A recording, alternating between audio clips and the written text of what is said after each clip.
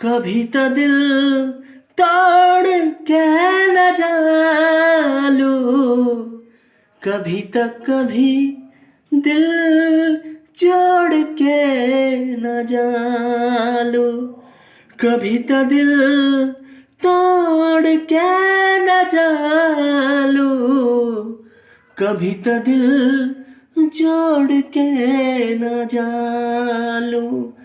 काहे अपना दिल के उम्मीदी आए राजा, काहे अपना दिल के उम्मीदी आए राजा। मान गई नी रउआ कभी छोड़ के ना जालू, मान गेली राजा कभी छोड़ के ना जा।